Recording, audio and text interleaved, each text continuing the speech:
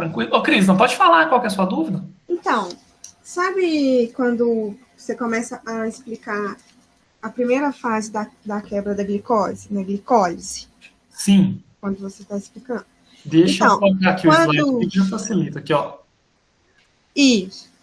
Quando você fala assim da degradação da glicose, ela vai estar produzindo piruvato. Sim, lá no final, duas moléculas de piruvato. Isso. Esse processo é exergônico, né? Ou eu estou falando bobeira se eu considerar ele exergônico? Você fala a rota?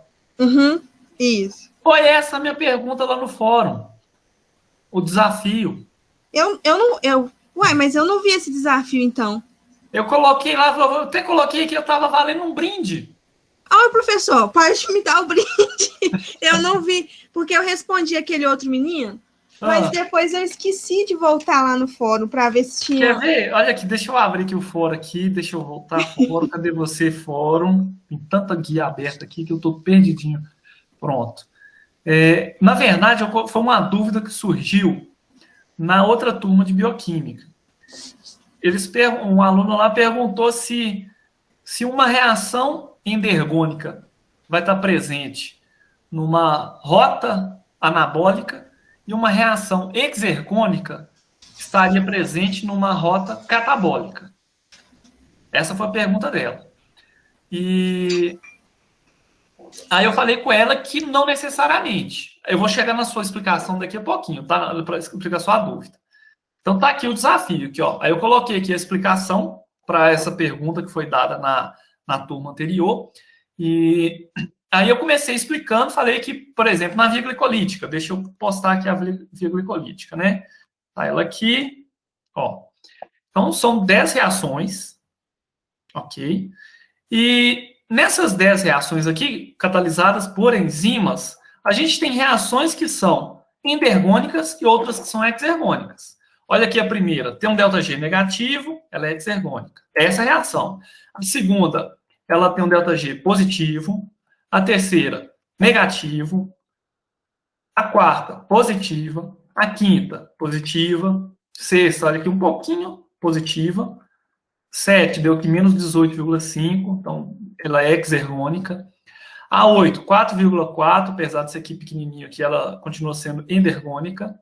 A 9, ela tem um ΔG de 7,5, positivo, então ela é endergônica. E a 10, menos 31,4. Beleza? Então, ou seja, é uma rota que ela é catabólica, mas a gente tem algumas reações que são endergônicas e outras são exergônicas. Aí a sua pergunta foi: essa rota, ela é endergônica ou exergônica? Lembrando os conceitos. Endergônico é aquele processo que não é espontâneo. E o exergônico é aquele processo que ele é espontâneo. Ok? Então, a pergunta é, a glicólise que você fez, né? Ela é uma rota exergônica? Como é que eu vou saber isso? Como é que eu vou... A pergunta, inclusive, foi a que eu postei lá no desafio. Deixa eu voltar aqui para o fórum. Aqui, ó. Então, eu não sei se meu raciocínio vai estar errado. Sim, fala. Como vai estar liberando energia, ela está doando energia. Sim, então, então ela vai ser exergônica, porque se ela tivesse precisando que fosse fornecida energia para ela, aí ela seria endergônica. Eu não sei se eu estou fazendo confusão. Faz sentido esse pensamento seu. Mas como é que eu vou ter certeza? Eu vou pegar aqui que, olha, aí o desafio, eu já vou lançar ele aqui, na verdade o desafio era esse, né? Então, para a gente ter uma real certeza dessa sua pergunta, o que a gente teria que fazer? Eu teria que pegar o ΔG de todas as reações e somar. Vou pegar aqui menos 16,7, somo com mais 1,7, somo com, aí eu coloco aqui entre parênteses, né? Mais primeiro, depois menos 14,2 e vou somando as 10 reações. No final, eu vou ter um valor de ΔG para a rota.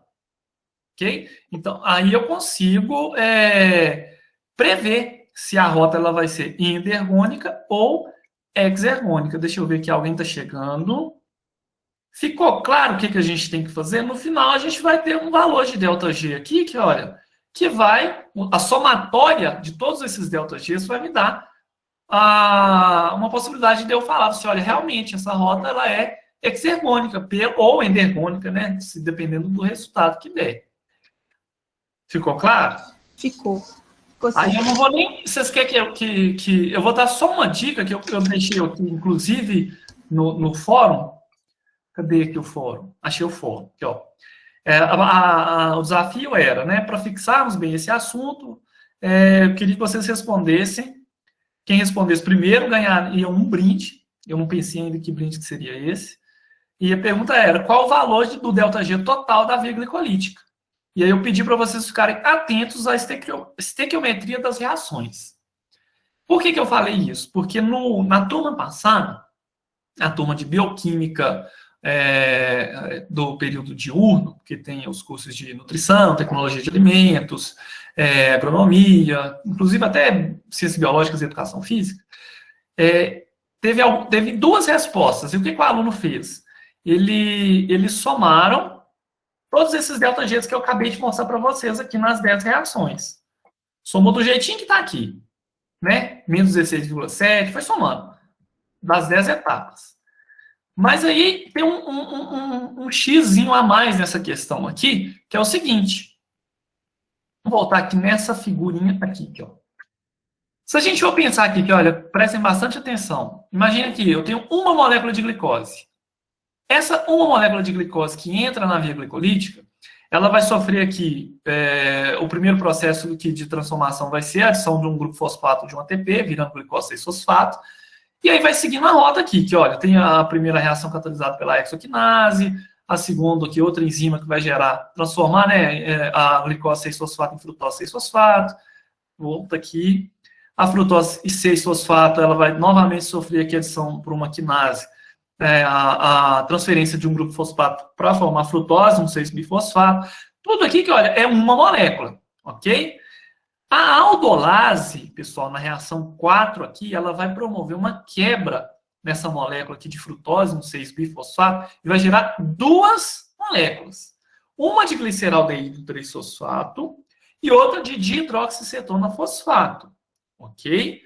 Então, aqui eu tenho duas moléculas que na quinta reação, catalisada aqui por uma outra isomerase, a gente tem a transformação da dihidroxicetona em uma outra molécula de gliceraldeído 3-fosfato. Então, depois da quinta reação, eu vou ter aqui que, olha, duas moléculas de gliceraldeído 3-fosfato para cada uma molécula de glicose que entrou na via glicolítica. Então, se aqui eu tinha uma molécula de glicose, aqui eu gerei duas moléculas de gliceraldeído 3-fosfato.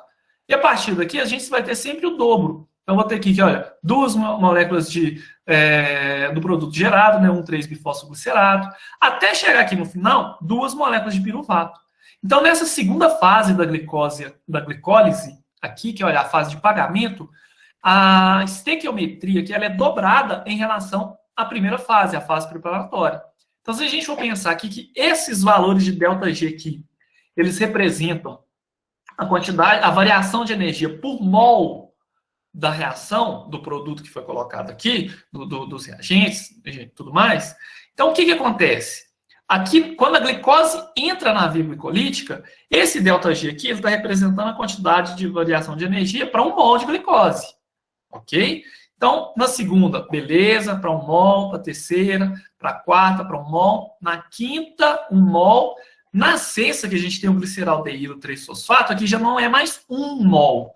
São 2 mols, que a gente acabou de ver naquele esquema geral anteriormente.